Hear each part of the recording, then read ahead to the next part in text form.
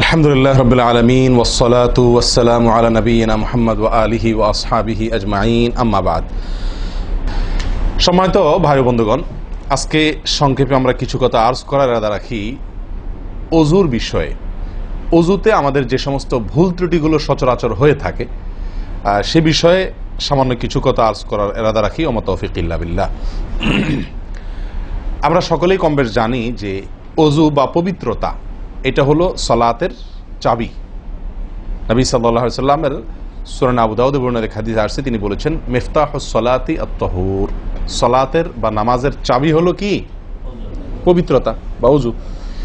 তো চাবি যদি ঠিক থাকে, পারফেক্ট হয়, তাহলে তালা খুলবে। আর যদি চাবি পারফেক্ট না হয়, ঠিক না হয়, তাহলে সেক্ষেত্রে তালা খুলবে না। ওই চাবি দিয়ে আপনি ঘরে প্রবেশ করতে পারবেন না। মনে করুন জান্নাত হলো আমার ঘর বা গন্তব্য, ঢুকতে হলে আমাকে সালাতের তালাটুকু খুলে ঢুকতে হবে, অর্থাৎ সালাত পড়ে ঢুকতে হবে, আর তার চাবি হলো পবিত্রতা। তাহলে পবিত্রতা চাবি, তার তালা হলো সালাহ, আর সালাহ পড়ে আমি ঢুকতে চাচ্ছি জান্নাতে। তাহলে আমার শেষ গন্তব্যে, অর্থাৎ আমি যে জায়গাটা যেতে চাচ্ছি সেই জায়গায় জান্নাতে যেতে হলে আমার সালাত ঠিক হতে হবে, আর সালাত ঠিক হতে হলে তার চাবি ঠিক থাকতে হবে। তালা ঠিক থাকতে হলে, তালা খুলতে হলে চাবি ঠিক থাকতে হবে। সেটা হলো কি? সালাত, তাহারাত বা পবিত্রতা। তো পবিত্রতার সবচাইতে কমন পবিত্রতা হলো ওযু। এই ওযুর বিষয়ে আমাদের বেশ কিছু ত্রুটি, বেশ কিছু ভুল ভ্রান্তি হয়ে থাকে। ওযুর যে ভুলগুলো হয়তো আপনিও করেন, আমরাও করছি প্রতিনিয়ত, কিন্তু জানি না। তো সেগুলো নিয়ে আমরা সংক্ষেপে আলোচনা করব। নবী সাল্লাল্লাহু আলাইহি ওয়াসাল্লাম বুখারী মুসলিমের হাদিসে আসছে, তিনি বলেছেন লা তুকবালু সালাতুন বিগাইরি তাহুরিন, পবিত্রতা ছাড়া কোনো সালাত কবুল হবে না। কোনো সালাত আল্লাহর কাছে অ্যাকসেপ্টেড, গ্রহণযোগ্য হবে না কি ছাড়া? তাহারাত ছাড়া, ওযু ছাড়া। অতএব এই ওযু এটা পূর্ণাঙ্গ হলে সালাত পূর্ণাঙ্গ হবে, সালাত পূর্ণাঙ্গ হলে জান্নাতে যাওয়া সহজ হবে ইনশাআল্লাহ। অতএব একটা আরেকটার সাথে সম্পর্ক যুক্ত বিধায় সবকিছুর আগে, সালাতেরও আগে আমাকে লক্ষ্য করা দরকার আমার ওযু বা তাহারাতটা কি হচ্ছে কিনা, ঠিকঠাক হচ্ছে কিনা। প্রিয় ভাইরা, ওযু দুই প্রকার। একটা হলো কোন রকম ওযু, আরেকটা হলো পূর্ণাঙ্গ ওযু। একটা হলো কোন রকম ওযু, আরেকটা হলো কি? পূর্ণাঙ্গ ওযু। পূর্ণাঙ্গ ওযু যেটা, এটাকে হাদিসের ভাষায় বলা হয়েছে ইসবাগুল ওযু। পূর্ণাঙ্গভাবে ওযু করা, এটাকে বলা হয়েছে ইসবাগুল ওযু, অর্থাৎ ওযুকে পরিপূর্ণভাবে করা। আরেকটা হলো যেন তেন ভাবে, কোন কোন রকম ভাবে ওযু সেরে ফেলা। আমরা সাধারণত সারাদিন যে ওযুটা করি, সারা জীবন যে ওযুটা করে আসছি, সেটা হলো যেন তেন ওযু বেশিরভাগ লোকের। ইল্লা মান রাহিমা রব্বি, হাতে গোনা কিছু লোক আমরা আছি যারা ইসবাগুল ওযুর যে নির্দেশ সেটা পালন করতে সক্ষম হয়েছি, অর্থাৎ ওযুটা পূর্ণাঙ্গ করতে পেরেছি। প্রিয় ভাই বন্ধুগণ, ইসবাগুল ওযু এর নির্দেশ নবী সাল্লাল্লাহু আলাইহি ওয়াসাল্লাম বিভিন্ন জায়গায় দিয়েছেন, বিভিন্ন জায়গায় বহু হাদিসে আসছে।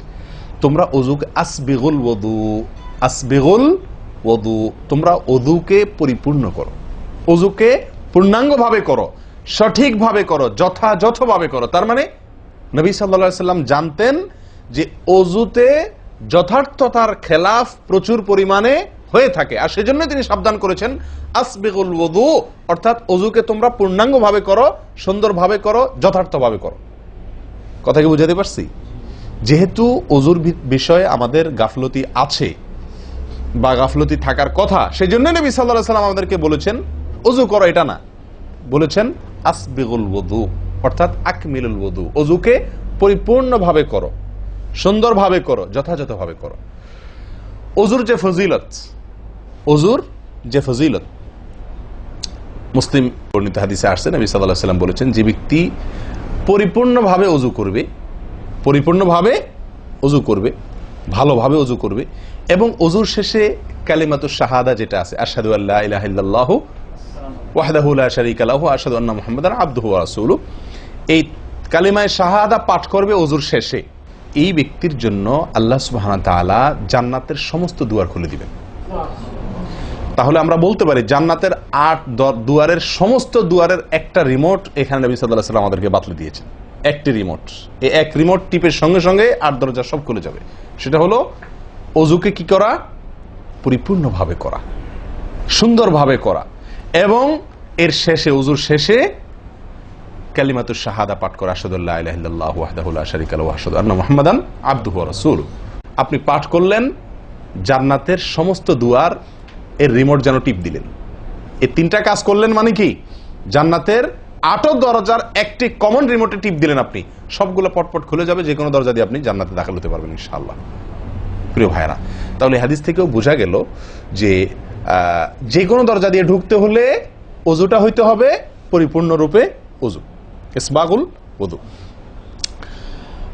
অতএব ওযু আমার পরিপূর্ণ হচ্ছে কিনা এই বিষয়টা একটু যাচাই করা দরকার, কি দরকার না? প্রিয় ভাইরা, নবী সাল্লাল্লাহু আলাইহি ওয়াসাল্লাম সূরা আবু দাউদের এক হাদিসে বলেছেন, ইন্নাহা লা তাতিম্মু সালাতু আহাদিকুম হাত্তা ইউসবিগাল ওযুআ কামা আমারাহুল্লাহ। তোমাদের কারোর সালাত ততক্ষণ পর্যন্ত পরিপূর্ণ হবে না, সালাত ততক্ষণ পর্যন্ত সুন্দর হবে না, পূর্ণাঙ্গ হবে না, সালাতে পূর্ণতা আসবে না, যতক্ষণ না তোমরা ওযুকে ঠিক আল্লাহ যেভাবে করতে নির্দেশ করেছেন ওইভাবে পরিপূর্ণভাবে না করো। আল্লাহ সুবহানাহু ওয়া তাআলা যেভাবে ওযু করতে বলেছেন ওইভাবে পরিপূর্ণ রূপে ওযু না করা পর্যন্ত তোমাদের সালাত পূর্ণতা পাবে না। তাহলে সালাতের পূর্ণতা পাওয়ার জন্য ওযুটি হইতে হবে, ওযু না শুধু। আমরা জানি যে সালাতের জন্য ওযু করতে হয় না, ওযু করলেই শুধু সালাতের পূর্ণতা আসবে না, ওযুটা হইতে হবে আল্লাহ যেভাবে নির্দেশ করেছেন সেভাবে, যথাযথ উপায়ে এবং সঠিকভাবে। প্রিয় ভাইরা, এখন আসি আমরা ওযুতে কি ভুলগুলো আমাদের এমন হয় যেগুলোর কারণে আমাদের ওযুর পূর্ণতা নষ্ট হতে পারে। তার ভিতরে 1 নম্বরের ভুল হলো, যেটি আমাদের হয়ে থাকে ওযুর ক্ষেত্রে অনেকেরই, সেটা হলো বিসমিল্লাহ পাঠ না করা। ওযুর শুরুতে কি পাঠ করতে হয়? বিসমিল্লাহ। আপনি যখন হাত ধুয়ে তো ওযু শুরু করবেন, 2 হাতের কবজি 2 হাতে ওযু শুরু করবেন না, প্রথম কাজ, তার আগে আপনি কি করবেন? বিসমিল্লাহ। বিসমিল্লাহ বলে হাত ধুয়ে তারপর ওযু শুরু করবেন। বহু লোক আছি আমরা ওযুখানায় ওই গল্প করতেছি, আড্ডা মারতেছি, কথাবার্তা বলতেছি, এই বলতে বলতে ওযু শুরু করে দিছি, তাহলে বিসমিল্লাহ কখন পড়তেছি? বিসমিল্লাহটা অনেক সময় অমনোযোগিতার কারণে, অবহেলার কারণে, অন্যমনস্কতার কারণে বিসমিল্লাহটা অনেক সময় আমরা বলতে ভুলে যাই। অথচ এই বিসমিল্লাহ পাঠ করা ওযু শুরুতে অনেক বিশেষজ্ঞ আলেমের মতে ফরজ। অনেকে বলেন বিসমিল্লাহ পাঠ না করলে ওযুই হবে না, আপনি যদি ভুলে বাদ দেন ওযু হলো না।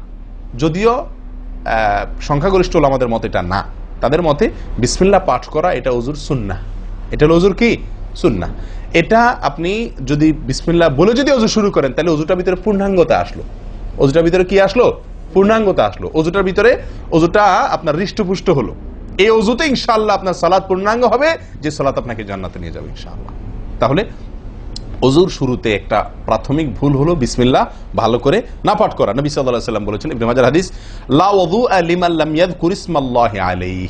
ওই ব্যক্তির ওযু হবে না, হাদিসটি সহিহ।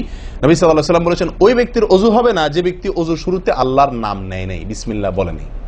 এখন ওযু হবে না বলা হয়েছে, এই হবে না বলতে হাদিস বিশেষজ্ঞ ওলামা ইকরাম এবং ফুকাহা ইকরাম বলেন, এখানে হবে না বলতে ওযুর ওই প্রাণ হলো না, ওযু পূর্ণাঙ্গ হলো না, ওযুটা যেভাবে হওয়া দরকার ছিল সেভাবে হলো না, কোন রকম হয়ে গেল মার্শাল হাল, সালাত আদায় হয়ে গেল, দায়িত্ব খালাস হয়ে গেল, কিন্তু এটা যেভাবে আল্লাহ সুবহানাহু ওয়া তাআলা চাচ্ছেন, নবী সাল্লাল্লাহু আলাইহি ওয়াসাল্লাম চাচ্ছেন, যেভাবে ওযুর নির্দেশ আসছে সেভাবে হলো না।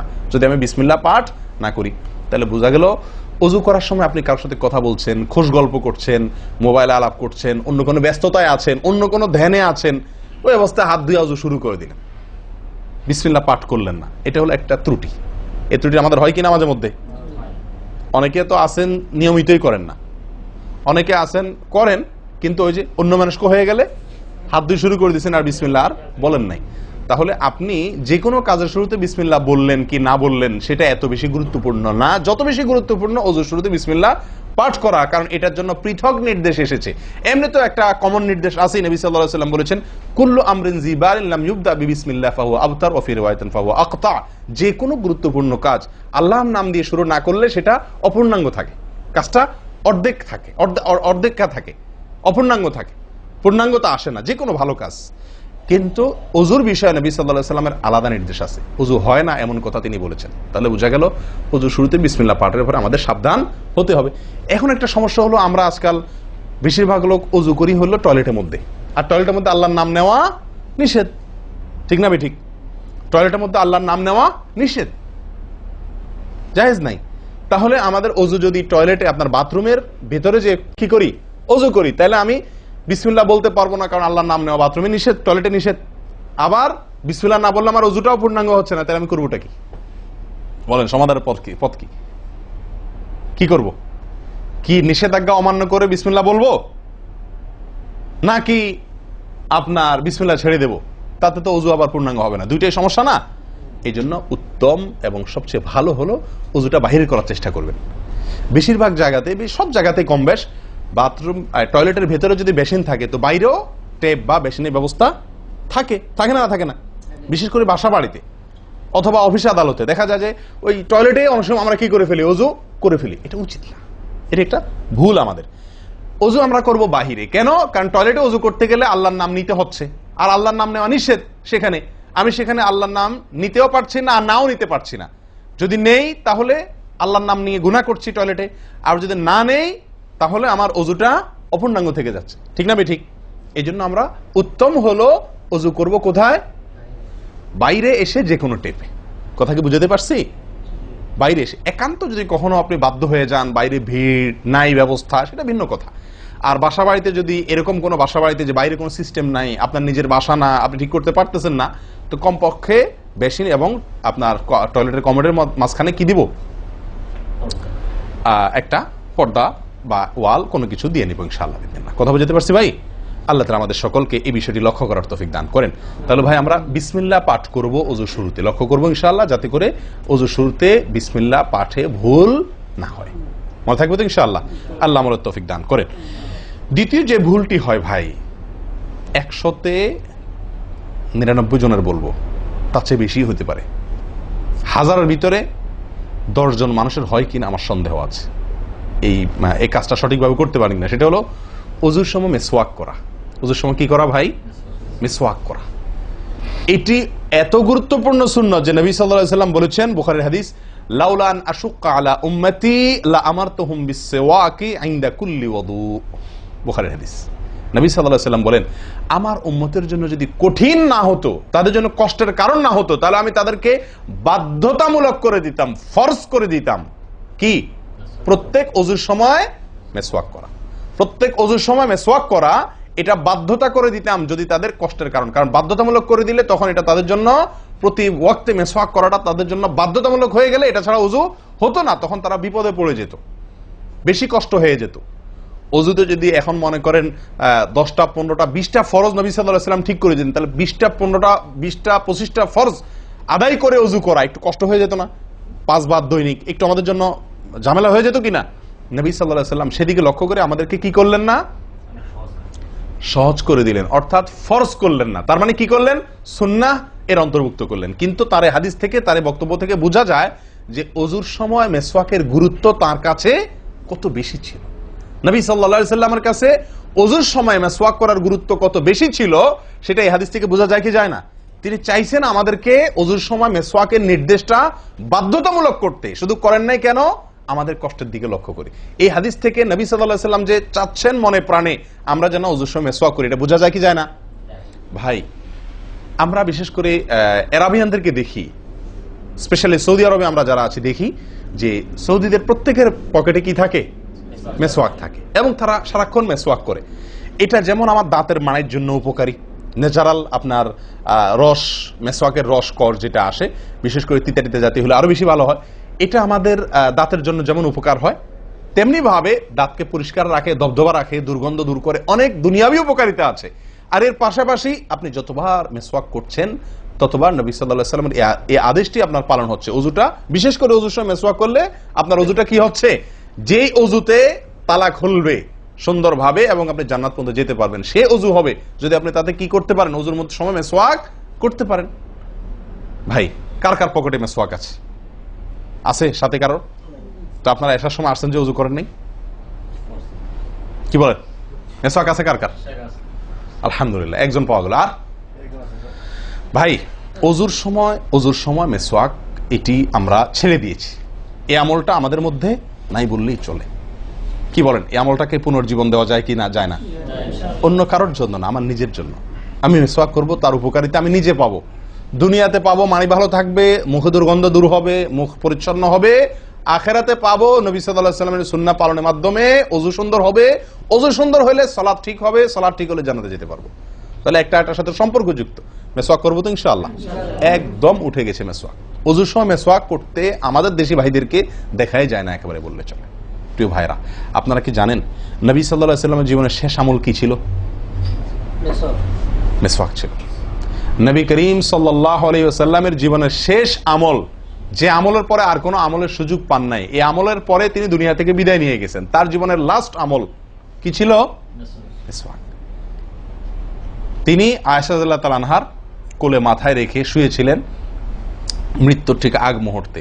শরীরে আর শক্তি ছিল না মেসওয়াক চিবানোর মতো। নতুন মেসওয়াক চিবায়া ওটাকে নরম করবেন এই শক্তিটা ছিল না। আল্লাহ রাসূল সাল্লাল্লাহু আলাইহি ওয়াসাল্লাম আয়েশা রাদিয়াল্লাহু তাআলা আনহাকে দিলেন, আয়েশা মেসওয়াকটা আমাকে একটু চাবায়া দাও। তিনি চাবায়া নরম করে দিলেন। এরপর নবী সাল্লাল্লাহু আলাইহি ওয়াসাল্লাম মেসওয়াকটা করলেন। বাস, এই মেসওয়াকের পরে তার মৃত্যু এবং এই মেসওয়াকের মাঝখানে আর কোনো আমল করার সুযোগ ছিল না। ভাই, কত গুরুত্বপূর্ণ আমল বোঝা উচিত। ওযুর সময় মেসওয়াকটা উঠে গেছে, আমরা কি করবো ইনশাআল্লাহ? সবসময় মেসওয়াক পকেটে রাখবো তো ইনশাআল্লাহ? ওযুর সময় মেসওয়াক কখন করবেন, এটা নিয়ে ওলামাদের দুটি মত পাওয়া যায়। বেশিরভাগ ওলামাদের মত এবং বিশুদ্ধ মত হলো কুলি করার সময় আমরা মেসওয়াক করব। কুলি করার সময় আপনি বিসমিল্লাহ বলে হাত ধুলেন, এরপরে কুলি করলেন। মেসওয়াক করতে হবে এভাবে, সোজাসুজি, উপরে নিচে না, পাশাপাশি, ঠিক আছে? মেসওয়াক দিয়ে এভাবে আপনি খুব বেশি সময় করা দরকার না, একটা ঘষা দেন উপরের মাড়িতে, আরেকটা ঘষা দেন নিচের দাঁতে, দিয়ে এবার একবার কুলি করে ফেলান, ঠিক আছে? আবার মেসওয়াক দিয়ে একটা ঘষা দেন, আবার একটা ঘষা দেন, আবার কুলি করে ফেলেন। এভাবে 3 বার মেসওয়াক করেন, 3 বার কুলি করেন, বাস সুন্নাত আদায় হয়ে গেল। কথা কি বুঝাতে পারছি? আল্লাহ তাআলা আমাদের সকলকে তৌফিক দান করেন। প্রিয় ভাইরা, তাহলে ওযুর মধ্যে আমাদের যে খুঁতগুলো আছে আমি সেগুলো ধরা দেওয়ার চেষ্টা করছি। একটা বড় খুঁত, যে খুঁত থেকে আমরা বেশিরভাগ লোকই মুক্ত নই, সেটি হলো মেসওয়াক বিহীন ওযু। লক্ষ্য করবো তো ইনশাআল্লাহ? আল্লাহ আমাদেরকে আমলের তৌফিক দান করেন। একান্ত না থাকলে আঙ্গুল দিয়ে করলেন, কিন্তু আপনি নিয়মিত আঙ্গুল দিয়ে করলেন সেটা না, মেসওয়াকই করা উচিত। ভাই, 3 নম্বর যে ভুলটা আমাদের হয়ে থাকে সেটা হলো কুলির মধ্যে।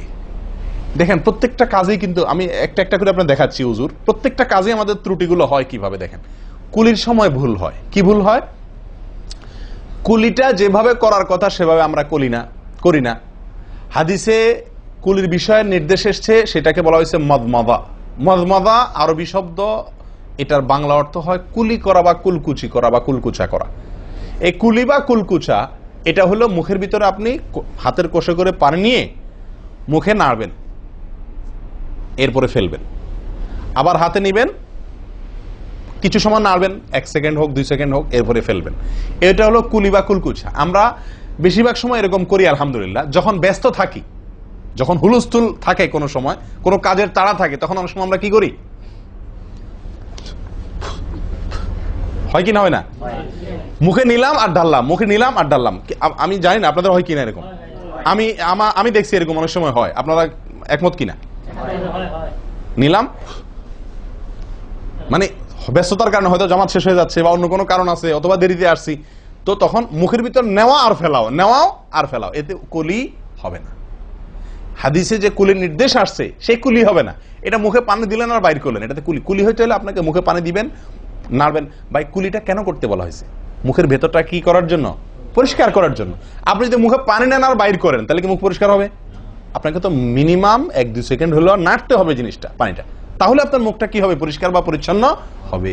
আল্লাহ তাআলা আমাদেরকে আমলের তৌফিক দান করেন। ভাই, তাহলে কুলির ত্রুটিটা বুঝতে পারছেন তো? তাড়াহুড়া করে অনেক সময় মুখে পানি নিয়ে ফেলে দিই আমরা, এটা করা যাবে না। নাম্বার 4, নাকে পানি দেওয়া। দেখেন একটা একটা করে দেখেন, প্রত্যেকটাতে ত্রুটি আছে। আল্লাহুল মুস্তাআন।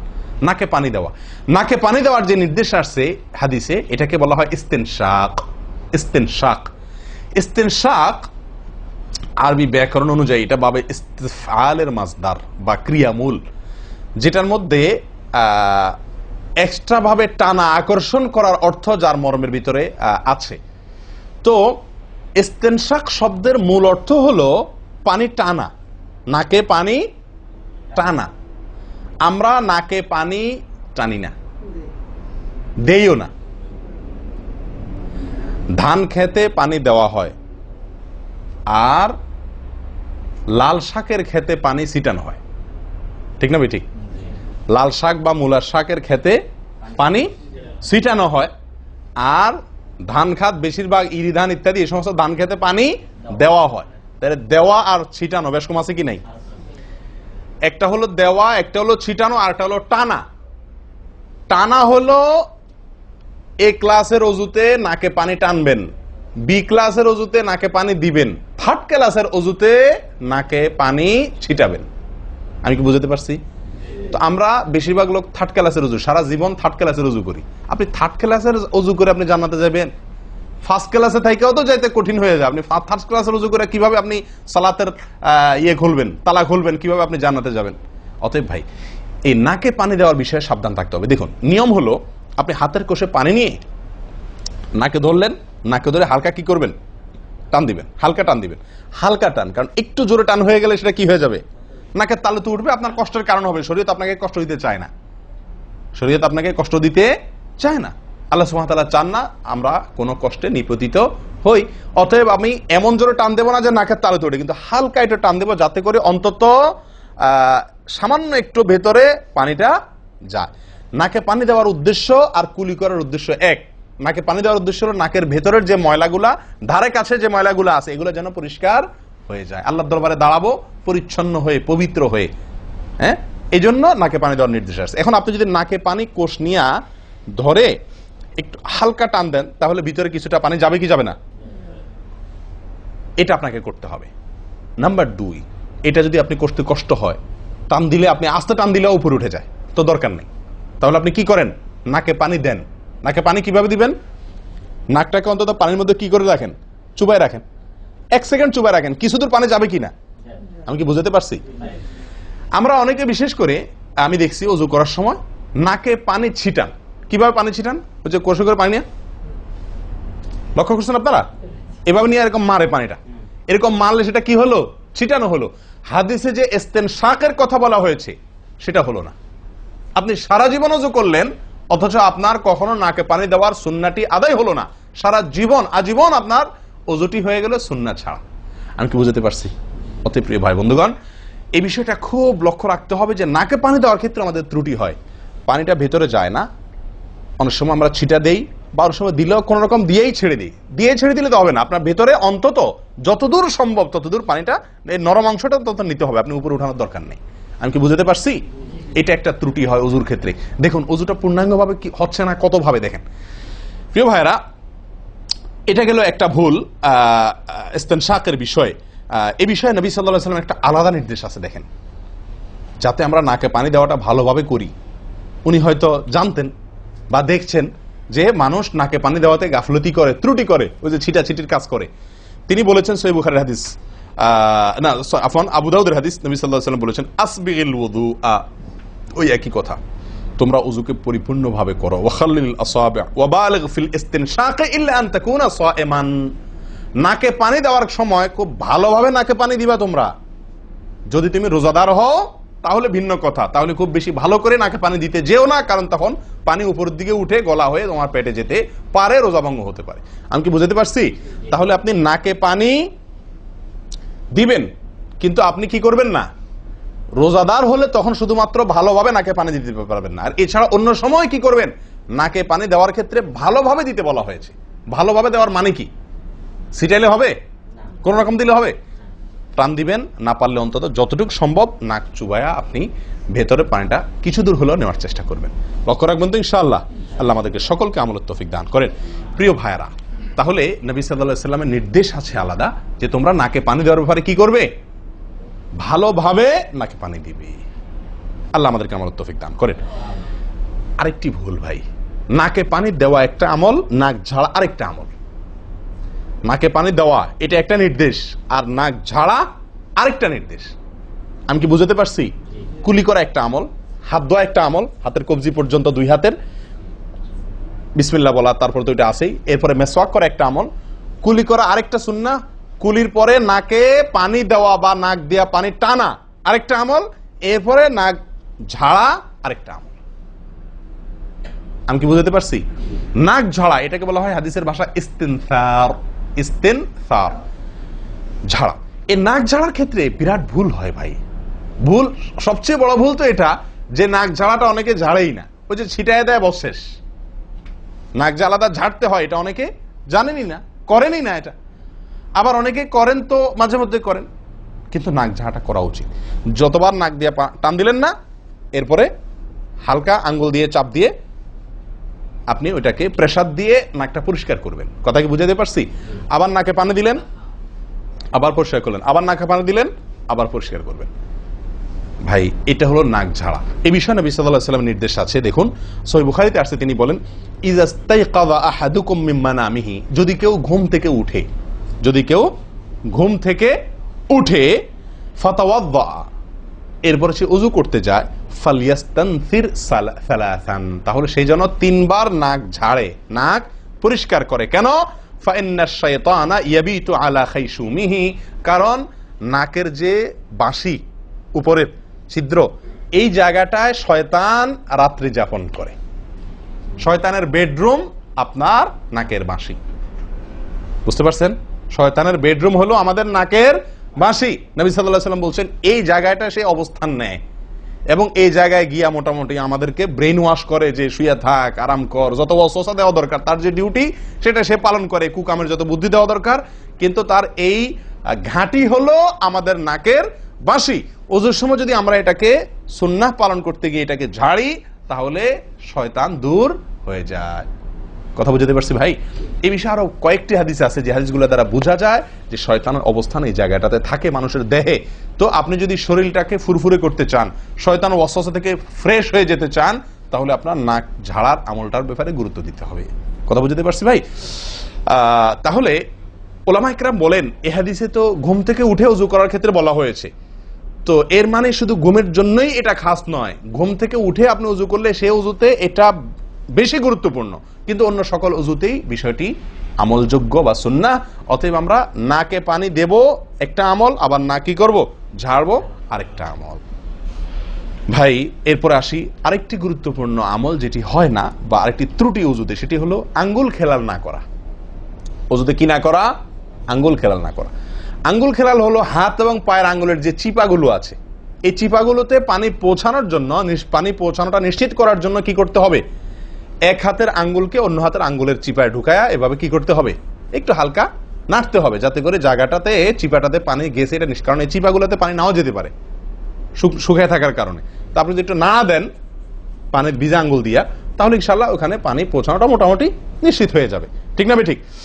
তাহলে এই জিনিসটা অনেক সময় আমরা করি না, অথচ নবী সাল্লাল্লাহু আলাইহি ওয়াসাল্লামের নির্দেশ আছে আলাদা। তিনি বলেছেন, আবু দাউদের হাদিস, আসবিগিল ওযুআ ওয়া খাল্লিল বাইনাল আসাবি', ওযুকে পরিপূর্ণভাবে করো। আর ওযুকে পরিপূর্ণভাবে করার একটি অন্যতম কাজ হলো আপনার আঙ্গুলের মাঝে কি করা? খেলাল করা। তিনি বলেছেন তোমরা আঙ্গুলের মাঝে খেলাল করবে, এক আঙ্গুলকে অন্য আঙ্গুলের মাঝে প্রবেশ করে পরিষ্কার করবে। এটা হলো হাতের আঙ্গুল। পায়ের আঙ্গুল কিভাবে করবেন? পায়ের আঙ্গুল তো আর এক আঙ্গুল অন্য পায়ের আঙ্গুল ঢুকাতে পারবেন না, সেটা করবেন হলো অন্য হাদিসে আসছে, এই যে কোন আঙ্গুল আছে না, কোন আঙ্গুল দিয়া সব চিপাগুলোতে কি করবেন? ঘষা দিবেন। কোন আঙ্গুল দিয়া আপনার সব পায়ের আঙ্গুল চিপাগুলোতে ঘষা দিবেন। ভাই আমরা কজনে করি এই খেলার আমলটা বলেন তো? পায়ের আঙ্গুল কোন আঙ্গুল দিয়া পায়ের আঙ্গুলের চিপা খেলাল করা, হাতের আঙ্গুল খেলাল করা, কজনে করি আমরা বলেন? তাহলে এই ভুলগুলো আমাদের অহরহ হচ্ছে না ভাই? আমরা কি জান্নাতে যেতে চাই না? আমাদের সালাতটা সুন্দর হোক আমরা চাই না ভাই? আমাদের এই সালাত খুব পাওয়ারফুল হোক, শক্তিশালী সালাত হোক, এই সালাতের মাধ্যমে আমি অন্যায় থেকে বেঁচে থাকবো, এই সালাতের মাধ্যমে আমি জান্নাতে যাব, এই সালাত আমাকে খাঁটি মুসলিম বানাবে, এই সালাত আমাকে আল্লাহর কাছে প্রিয় বানাবে, এই সালাত কি আমাদের নূর হবে, আমরা চাই না ভাই? এগুলো যদি চাই তাহলে আমাকে ওযু সুন্দর করতে হবে, আর ওযু সুন্দর করতে গিয়ে এই ভুলগুলোর ব্যাপারে সাবধান হতে হবে। তাহলে আঙ্গুল খেলাল করা, পায়ের আঙ্গুল, হাতের আঙ্গুল আমরা করি না বললেই চলে ভাই। তো আজকে থেকে ইনশাআল্লাহ করবো তো, নাকি যা শুনছেন এটা এখানে রেখে চলে যাবে? ভাই যদি পরিবর্তন না করেন, পরিবর্তন যদি আমরা না করি নিজেদেরকে, ওয়াল্লাহি সারা জীবন ওয়াজ শুনবো, কি লাভ বলেন? সময়টা নষ্ট। আপনি যদি এই কথাগুলোর উপরে আমলের চেষ্টা না করেন, নিজের জীবনে ফিট না করেন, এই ভুলগুলোকে ওযু করার সময় মাথায় রেখে এই ভুলগুলোকে আপনি দূর না করেন, তাহলে সেক্ষেত্রে এই শোনার কোনো লাভ হলো না। করবো তো ইনশাআল্লাহ। আল্লাহ সুবহানাহু ওয়া তাআলা আমাদের সকলকে সচেতন মুমিন হওয়ার তৌফিক দান করেন। সচেতন মুমিনের পরিচয় হলো মুমিন তার প্রত্যেকটা ভুলকে শিখবে, সংশোধন করবে, শিখবে, সংশোধন করবে। এভাবে করতে করতে করতে সে মুমিন হিসাবে কোয়ালিটিফুল আফার ক্লাসের মুমিন হতে পারবে, আল্লাহর কাছে প্রিয় পাত্র হতে পারবে। চেষ্টা করবো তো ইনশাআল্লাহ। আল্লাহ আমাদের সকলকে তৌফিক দান করেন। প্রিয় ভাইয়ারা, ওযুর ক্ষেত্রে আরেকটি ভুল এই যতগুলো ভুল বললাম এর ভিতরে বড় দুটি ভুল বলে ওজুর ভুলকে আমরা শেষের দিকে চলে আসছি। একটি বড় ভুল হলো শুকনা থেকে যাওয়া। কোনো জায়গা যদি আপনার অবহেলার কারণে শুকনা থেকে যায়, ওজুর অঙ্গগুলো যেগুলো ধুইতে হবে, তার কোনো অঙ্গ যদি শুকনা থেকে যায়, ওজু হবে? ওজু হবে না। এক ব্যক্তি ওজু করে আসছেন, নবী সাল্লাল্লাহু আলাইহি ওয়াসাল্লাম দেখেছেন তার ওজুর কোনো জায়গা শুকনা আছে, তিনি বললেন যাও আবার ওজু করো, তোমার ওজু হয় নাই। তিনি তাকে পুনরায় ওজু করাইছেন। কেন? তার ওজু সঠিকভাবে হয় না, শুকনা রয়ে গেছে। অনেক সময় দেখা যায় আমাদের অনেক ভাই ওজু করেন, ওজু করলে বেশ কিছু জায়গা, বিশেষ করে যে কনুই জায়গাটা, এই জায়গাটা দেখা যায় শুকনা থাকে। এই যে কানের লতির এই যে জায়গাটা, এখানে দেখা যায় একটু কি থাকে, শুকনা থাকে। কপালের দিকে দেখা যায় শুকনা থাকে। এই জায়গাগুলো অনেক সময় দেখা যায়, বহু লোককে দেখা যায় ওজু করে আসছে, এখানে শুকনা, এখানে শুকনা, পায়ের গোড়ালি গিরা এই জায়গাগুলোতে শুকনা। কারণ হলো ওই যে অবহেলা করে ওজু করছে, কোন রকম ওজু করছে, ওজুটা যেভাবে করা দরকার সেভাবে করে নাই। ভাই এই জিনিসটা আপনার লক্ষ্য করা দরকার কি দরকার না? ওজুই হবে না। এই যে ভুলগুলো বললাম এগুলা হলে আপনার ওজু হয়ে যাবে, কাগজে কলমে ওজু হয়ে যাবে। কিন্তু এখনকার যে ভুলটা বললাম, যদি শুকনা না থাইকা যা আল্লাহ মাফ করেন, তাহলে কাগজে কলমে ওজু হবে না, কাগজে কলমেও কি হবে না, ওজু হবে না। এত জঘন্য, সাবধান থাকার দরকার কি দরকার না? আল্লাহ তাআলা আমাদেরকে সাবধান হওয়ার তৌফিক দান করেন। ভাই আরেকটি বড় ভুল, এটাও বিশাল বড় ভুল, সেটা হলো পানি অপচয় করা। পানি অপচয় করা, আল্লাহ মাফ করেন, এটা থেকে মুক্ত আমরা কেউই না বোধ হয় এই যুগে। পানি অপচয় ওজুর সময়। ভাই আমাদের ওজুতে কত পানি লাগে? আপনি যদি, আমরা তো বেশিরভাগ লোক এখন ট্যাপে ওজু করি না, আপনি যে ট্যাপটা ব্যবহার করেন ওই ট্যাপের নিচে যদি একটা কি রাখেন, বালতি রেখে দেন, আপনি ওজু করার শেষে লক্ষ্য করে দেখেন একটা খালি বালতি যদি রাখেন, কি পরিমাণ পানি পড়বে আনুমানিক? প্রায় এক বালতির মতো হয়ে যাবে না? সুবহানাল্লাহ, 50-100 জন লোকের ওজুর পানি এটা। নবী সাল্লাল্লাহু আলাইহি সাল্লামের ওজুর পানির পরিমাণটুকু হাদিসে আসছে ভাই। এক গ্লাস পরিমাণ পানি দিয়ে তার কি হয়ে যেত? ওজু হয়ে যেত। এক গ্লাস পানির প্রয়োজন হতো না নবী সাল্লাল্লাহু আলাইহি সাল্লামের ওজুতে, গোটা ওজুতে। আর সেখানে এক গ্লাস তো আমাদের শুধু কিসেই লাগে? হাত ধুতেও এক গ্লাস হয় কিনা সন্দেহ, এক হাতেও হয় কিনা এক গ্লাস ধুতে সন্দেহ। ভাই হাসির বিষয় না, এটা খুব জঘন্য অপরাধ, জঘন্য অপরাধ। আল্লাহ সুবহানাহু ওয়া তাআলা কোরআনে কারীমের ভিতরে কি বলেছেন? ইন্নাল মুবাযযিরিনা কানু ইখওয়ানাশ শায়াতিন, শয়তানের ভাই। হারাম পানি অপচয় করা, পানি অপচয় করা। সাহাবায়ে কেরাম জিজ্ঞেস করছেন, ইয়া রাসূলুল্লাহ, আমরা তো কেউ বলবো ভাই এই যে নির্দেশ নিষেধ এগুলো তো সাহাবীদের যুগে পানির টানাটানি ছিল, মরুভূমি এলাকার লোক ছিল, তখনকার বোধহয় সমস্যা। ভাই এখন তো আমাদের যুগে আলহামদুলিল্লাহ কি আছে? প্রচুর পরিমাণে পানি আছে, পানির তো অভাব নেই আল্লাহর ফজলে। আমরা কেউ হয়তো মনে করি যে অনেক পানি আছে, এখন বোধহয় আর এই এত টানাটানি করে ওযু করার প্রয়োজন নাই। আমি বলবো না ভাই, এটা ভুল। সাহাবায়ে কেরাম জিজ্ঞেস করছেন নবী সাল্লাল্লাহু আলাইহি ওয়াসাল্লামকে, ইয়া রাসূলুল্লাহ, যদি আমরা সমুদ্রে থাকি, নৌকায় যাচ্ছি, জাহাজে যাচ্ছি, সমুদ্রে পানির কোনো অভাব নাই, সেখানে পানি ব্যবহারের ক্ষেত্রেও কি আমাকে হিসাব করে করতে হবে? অতিরিক্ত করলে হিসাব দিতে হবে? নবী সাল্লাল্লাহু আলাইহি ওয়াসাল্লাম হাবাচক উত্তর দিয়েছেন। ও ভাই, তাহলে বোঝা গেল যে পানি ট্যাঙ্কিতে আছে, আপনার লাইনে পানি আছে, এই জন্য আমি পানি অপচয় করার অনুমতি আমাকে শরীয়ত দেয় নাই। অতিরিক্ত পানি ব্যবহার করলে আমাকে হিসাব দিতে হবে। সবচেয়ে উত্তম, সবচেয়ে ভালো হয় ভাই, আপনি যদি সম্ভব হয় বদনা বা কোনো জগ ইত্যাদিতে, মগ ইত্যাদিতে আপনি ওযু করেন, সবচেয়ে ভালো। টেপের মধ্যেই বেসিনে একটা মগ রেখে দিলেন, ওইটা দিয়া ঢেলে ঢেলে আপনি ওযু করেন, তাহলে পানি অপচয় হওয়ার সম্ভাবনা সবচাইতে কম। ট্যাপ ছেড়ে দিয়ে যে আমরা ওযু করি, আমরা যেভাবে ওযু করার কথা বলছি, এই যে মেসওয়াক করতে হবে, এরপরে কুলি করতে হবে, নাকে পানি দিতে হবে, আবার নাক ঝাড়তে হবে, এই কাজগুলো করতে একটা গ্যাপ হয় না? গ্যাপ, এই গ্যাপের সময় যদি আপনি টেপে ওযু করতেই হয়, তাহলে গ্যাপের সময় টেপ বন্ধ করতে হবে। আমি কি বুঝতে পারছি? গ্যাপের সময় টেপ বন্ধ করে এরপর আপনি মেসওয়াক করেন, টেপ বন্ধ করে এরপর আপনি নাক ঝাড়েন। আপনি টেপের পানি পড়তেছে, এদিকে আপনি অন্য কাজ করতেছেন, তাহলে এটা অপচয়ের গুনাহ হয়ে যায়। ভাই আমি ওযু করছি ইবাদত করার জন্য, ওযু করছি আল্লাহ সুবহানাহু ওয়া তাআলাকে সন্তুষ্ট করার জন্য, আবার কাজ যেটা করতেছি ওযুর মধ্যে পানি অপচয় করে, সেটা হলো শয়তানের ভাইয়ের কাজ, শয়তানের কাজ। তাহলে শয়তানের কাজ করে আল্লাহকে খুশি করা যাবে ভাই? এই ওযুতে আল্লাহকে খুশি করা যাবে? এই ওযুতে আল্লাহ সন্তুষ্ট হবেন? ওযু করলে নবী সাল্লাল্লাহু আলাইহি ওয়াসাল্লাম বলেছেন, দিনে 5 বার ওযু করলে, একটা মানুষ 5 বার গোসল করলে যেরকম তার শরীরে ময়লা থাকে না, একটা মানুষ দিনে 5 বার 5 ওয়াক্ত সালাতের জন্য ওযু করলে ওই লোকের অন্তরে বা ওই লোকের ভেতরে গুনাহ থাকে না, আল্লাহ তাকে গুনাহ থেকে পরিচ্ছন্ন করে দেন, পবিত্র করে দেন, ধুয়ে পরিষ্কার করে দেন 5 বার ওযু করার মাধ্যমে। ও ভাই, ওযু আমাকে পরিষ্কার করে দিবে, আমাকে পবিত্র করে দিবে, আমাকে পরিচ্ছন্ন করে দিবে, আমাকে সাফ করে দিবে। কখন? যদি ওযুটা আমি সুন্দরভাবে করি। আমার অজুতে যদি এত বড় ভুল হয় যে পানি অপচয় করে আমি হারামে লিপ্ত হই, গুনাহে লিপ্ত হই, তাহলে আমার সে অজু আমাকে পরিচ্ছন্ন করবে না, পবিত্র করবে না, সুন্দর করবে না, আল্লাহকে সন্তুষ্ট করা যাবে না। প্রিয় ভাইরা, আমি আবারও বলছি, এই ভুল থেকে আমরা কেউ মুক্ত নই। আল্লাহ মাফ করুক, ইল্লা মার রাহিমা রব্বি, হাতে গোনা দুই একজন ছাড়া আমরা কেউ মুক্ত নই ভাই। উজু করার সময় পানি অপচয়, আজকে টেপের যে কালচার, এই টেপ ছেড়ে আমাদের উজু করা, এটা জঘন্য একটি ভুল। যদি টেপটা আমি ছেড়ে রাখি, হ্যাঁ আপনি উজু করছেন, বন্ধ করে নিচ্ছেন, আবার দরকার হচ্ছে চালাচ্ছেন, এটা হলে ঠিক আছে। আপনি যদি এটা করতে যান পাবলিক অজুখানাতে, হয়তো পিছন থেকে কেউ আপনাকে তাড়া মারবে, আরে ভাই তাড়াতাড়ি করেন, দেরি করতেছেন, মারুক ভাই তাড়া, সে তাড়া মারুক, কিন্তু আপনার উজুটা কি করতে হবে? আপনাকে কোয়ালিটিফুল উজু করতে হবে। আল্লাহ তাআলা আমাদেরকে সে উজু করার তৌফিক দান করেন। উজুর ক্ষেত্রে আরেকটা ভুল হলো ভাই, চাপাচাপি করে উজু করা, উজু ধরে রাখা, চাপাচাপি করে উজু ধরে রাখা, এই ভুলটা প্রচুর পরিমাণ হয়, বিশেষ করে শীতের দিনে। গরমের দিনে আলহামদুলিল্লাহ ওয়াজ করার দরকার হয় না, মনে না মানে উজু দরকার না হলে উজু করি আমরা, ঠিক আছে না, বিশেষ করে এই মরুভূমি এলাকাতে, গরমের জায়গাতে। কিন্তু শীতের দিন আসলে সুবহানাল্লাহ, আসরের উজুতে চেষ্টা করি টেনে টুনে আসা পর্যন্ত নিয়ে যাওয়ার জন্য, ঠিক না ঠিক? একটা চেষ্টা থাকে যে আসরের উজুতে মাগরিব গেছে, যেহেতু পেশাবের বেগ আছে, বায়ুর বেগ আছে, বাথরুমের বেগ আছে, তো একটু চাইপা চুপা যদি ধরে রাখতে পারে, এসাটা হয়ে গেলে এসা বড় তারা উজু করা লাগলো না, খালাস, উজু করাতে বেঁচে গেলাম ঠান্ডার দিনে, ঠিক না ঠিক?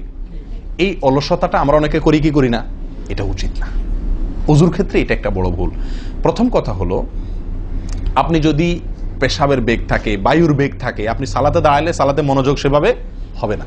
সালাতে যেরকম মনোযোগ দরকার, আল্লাহর সঙ্গে আপনার যেটা মানে বান্দার সঙ্গে গোলামের যে একটা বিনয় প্রকাশের ব্যাপার আছে, সেটা হবে না যদি আপনার কি থাকে, অজুর মধ্যে ওই প্রেসার থাকে, পেশাব বা পায়খানার বেগ থাকে। ভাই মানুষ যে কোনো কাজেই, ভালো কাজ মনোযোগ দিয়ে করতে হলে পেশাব পায়খানার বেগ থাকলে করা যায়? তাহলে আপনার সালাতের ভিতরে খুশু খুশু কিভাবে আসবে? আপনার সালাত, যে সালাত আপনাকে সফলতা এনে দিবে, যে সালাত আপনাকে জান্নাত পর্যন্ত নিয়ে যাবে, সেই সালাতের জন্য তো খুশু খুশু দরকার, আপনার মনোযোগ দরকার, আপনার স্থিরতা দরকার। স্থিরতা তো আসবে না যদি আপনার মন থাকে টয়লেটে। আপনি আছেন মসজিদে, দেহ আছে মসজিদে, মনটা আছে টয়লেটে, তাহলে তো এই সালাত পূর্ণাঙ্গ হবে না। এই জন্য ভাই চাপা চাপি করে অজু ধরে রাখা, এটা অজুর ক্ষেত্রে আরেকটা বড় ভুল, এটা করা যাবে না। যারা চাপাচাপি করে অজু ধরে না রেখে অজু ছুটতেছে, ছেড়ে দেয়, এরপরে যা উজু করে আসে, এদের জন্য বিশাল বড় পুরস্কার আছে, বিশাল বড় পুরস্কার, একটি নয়, তিনটি পুরস্কার। নবী সাল্লাল্লাহু আলাইহি ওয়াসাল্লাম বলছেন, মুসলিমের হাদিস, আলা আদুল্লুকুম মা ইয়ামহুল্লাহু বিহিল খাতায়া ওয়া ইয়ারফাউ বিহিদ দারাজাত। নবী সাল্লাল্লাহু আলাইহি ওয়াসাল্লাম বলেন যে, আমি কি তোমাদেরকে বলে দিব না যে কোন আমলটি মানুষকে তার ভুল ত্রুটিগুলো আল্লাহ তাআলা মাফ করে দেন এবং আল্লাহর কাছে তার মর্যাদা, গ্রেড বাড়তে থাকে, ইমানদার হিসাবে তার গ্রেড বাড়ে এবং আল্লাহ ভুল ত্রুটি মাফ করেন। কোন আমলের মাধ্যমে? তোমাদের কি বলে দিব না? সাহাবা ইকরাম বললেন, বালা ইয়া রাসূলুল্লাহ, হ্যাঁ ইয়া রাসূলুল্লাহ, আপনি বলে দিন। তখন নবী সাল্লাল্লাহু আলাইহি ওয়াসাল্লাম বললেন, ইসবাগুল wudu'i আলাল মাকারিহ, ইসবাগুল wudu'i আলাল মাকারিহ। প্রথম আমল, অপছন্দ, কষ্ট, ঠান্ডা, শীত, অথবা পানির অভাব, কিনা বুঝু করতে হইতেছে, যে কোনো কষ্টকে উপেক্ষা করে, কষ্টকে সহ্য করে যে ব্যক্তি ওযু করে, ওযু আটকায় রাখে না, এই ব্যক্তি, তাকে আল্লাহ সুবহানাহু ওয়া তাআলা তার গুনাহ যেমন মাফ করবেন, তার মর্যাদাও আল্লাহ তাআলা বৃদ্ধি করে দিবেন। তাহলে বোঝা গেল, সাধারণ ওযু এটার চাইতে আপনি যদি ওযুকে কি করেন, আপনি যদি ওযুকে, কষ্টকে উপেক্ষা করে ওযু করেন, চাপাচাপি করে ওযু ধরে না রাখেন, ছেড়ে দেন, আবার ওযু করে আসেন, ফ্রেশ হয়ে আসেন, নামাজটা পড়েন, তাহলে ইনশাআল্লাহ আপনি দুটি পুরস্কার আল্লাহ তাআলার কাছ থেকে পাচ্ছেন। এক হলো গুনাহ মাফ, আর একটা হলো মর্যাদা বৃদ্ধি। আল্লাহ তাআলা আমাদের সকলকে ওযুর ভুল ত্রুটিগুলোকে কভার করে এগুলো থেকে পরিচ্ছন্ন থেকে, এই ভুলগুলো থেকে মুক্ত থেকে আল্লাহ তাআলা আমাদের সকলকে ওযু করার তৌফিক দান করেন। ওযু ভঙ্গের কারণের ব্যাপারে কয়েকটা আমাদের ভুল ধারণা আছে। যেমন অনেকে মনে করেন যে সিগারেট খাইলে, বিড়ি খাইলে ওযু যায়। অনেকে প্রশ্ন করেন, বিড়ি খাইলে, সিগারেট খাইলে ওযু যায় কিনা? কি বলেন আপনারা, কি বলেন, ওযু যায়? বিড়ি সিগারেট খাইলে? আপনাদের এখানে যায় ওযু? না, আমাদের এখানে যায় না, আমাদের এখানে ওযু যায় না ভাই। বিড়ি বা সিগারেট খাইলে ওযু যাবে না। ওযু যাওয়ার সাথে বিড়ি বা সিগারেটের সম্পর্ক না, ধূমপানের সাথে ওযু যাওয়ার সম্পর্ক না। তাহলে আপনারা কেউ বলবেন, তাহলে হুজুর, তাহলে তো বিষয়টা, তাহলে বোঝা গেল ধূমপানটা তাহলে এত বড় কিছু না। আপনি যেরকম সোজা করে দিলেন যে ধূমপান করলে কি যাবে না, ওযু যাবে না। আমরা তো জানতাম এটা মারাত্মক কোনো বড় অপরাধ, এটা করলে ওযু যাবে, আপনি বলতেছেন ওযু যাবে না, তাহলে তো বোধহয় এটা ছোট অপরাধ। না ভাই, ওযু যাবে না তো আমল যাবে, ঈমান যাবে। ওযু গেলে তো কোনো ব্যাপার ছিল না, ওযু যাওয়া কোনো দোষের কিছু ভাই। একজনের ওযু আছে, তার বায়ু আসছে, ওযু গেল। একজনের ওযু আছে, পেশাব করলে ওযু চলে গেছে, তার কোনো দোষ করছে সে? আপনারা বুঝেন না আমার কথা? ওযু চলে গেলে সেটা কি দোষের কিছু? তাহলে এটা তো আমার বড় কিছু না, দোষের কিছু না। বিড়ি খাইলে, সিগারেট খাইলে ওযু যাবে না তো, ওযু যাওয়া তো দোষের কিছু না। এর চেয়ে বড়টা যাবে, তাকওয়া যাবে। কি যাবে?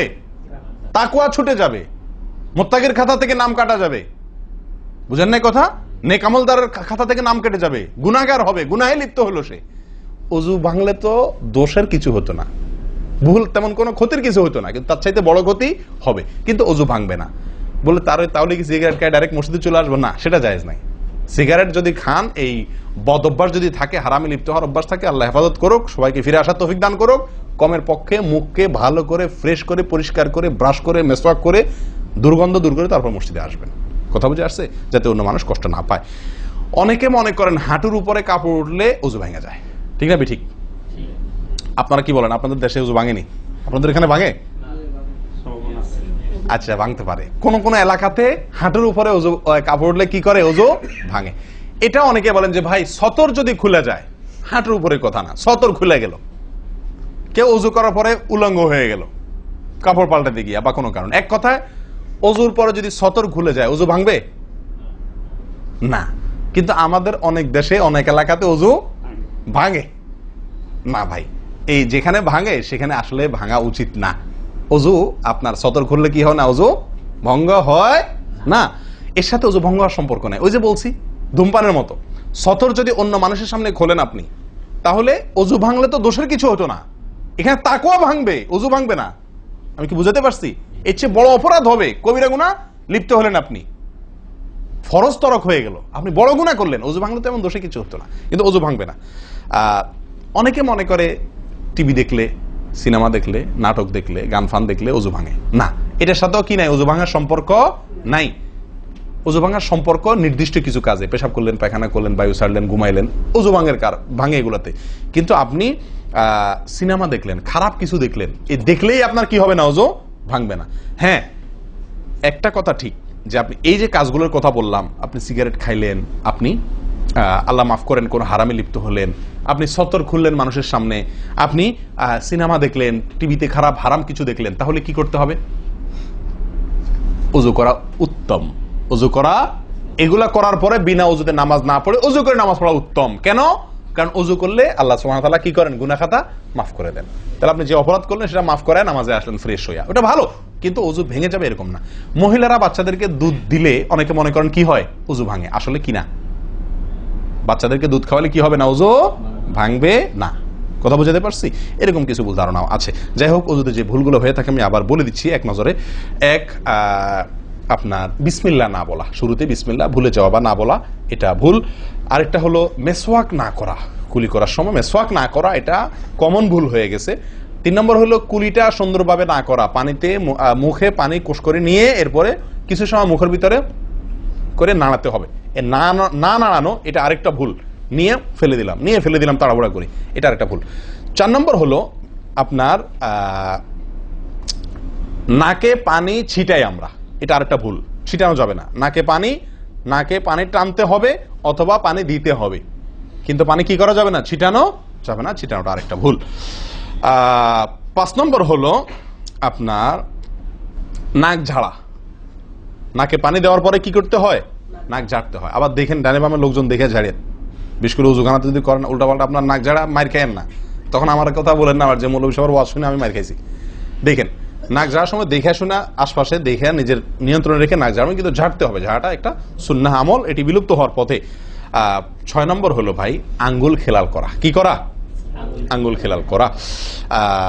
এটা উঠে গেছে। পায়ের আঙ্গুল খেলাল করতে হবে, কোন আঙ্গুল দিয়ে হাদিসে আসছে, আর হাতের আঙ্গুল এগুলা দিয়া, কারণ এগুলাতে জাহান্নামের আগুন প্রবেশ করবে যদি এগুলো শুকনা থাকে, সালাত হবে না। এরপর আসি 7 নম্বর ভুল হলো আপনার সালাতের মধ্যে, এই ওযুর মধ্যে কোন অঙ্গ শুকনা থেকে যায়, বিশেষ করে গিরা। নবী সাল্লাল্লাহু আলাইহি ওয়াসাল্লাম বলেছেন ওয়াইলুল লিল আকাব মিনান নার, তোমরা পায়ের গিরা গোড়ালি এগুলোকে জাহান্নামের আগুন থেকে বাঁচাবা, অর্থাৎ এগুলোতে ভালো করে পানি পৌঁছানোর জন্য। কারণ বিশেষ করে শুকনার দিনে, শুকনা যখন হয় শীতের দিনে, তখন এগুলো ফেটে যায়, পানি আপনি ঢাললেই যায় না, একটু হালকা ডললে টললে ভালো করে তারপরে পানিটা জায়গা মতো যায়। এই জন্য ওইগুলোর পরে গোড়ালির পরে বিশেষভাবে লক্ষ্য রাখা দরকার। আর কষ্ট উপেক্ষা করে উজু করার চেষ্টা করা দরকার। আর শেষ যেটা, সেটা হলো পানি অপচয়। কি করা ভাই? পানি অপচয় করা। প্রচুর পরিমাণ পানি আমরা অপচয় করি উজু করার সময়, যেটা আমাদের উজুর সৌন্দর্যকে নষ্ট করে, উজুর গুণগত মানকে নষ্ট করে দেয়। আসুন সুন্দরভাবে উজু করার স্বার্থে এই ভুলগুলো থেকে মুক্ত থাকার চেষ্টা করি। আল্লাহ তাআলা আমাদের সকলকে আমলের তৌফিক দান করেন। ওয়া আখিরু দাওয়ানা আনিল হামদুলিল্লাহি রাব্বিল আলামিন। আসসালামু আলাইকুম ওয়া রাহমাতুল্লাহি ওয়া বারাকাতুহু।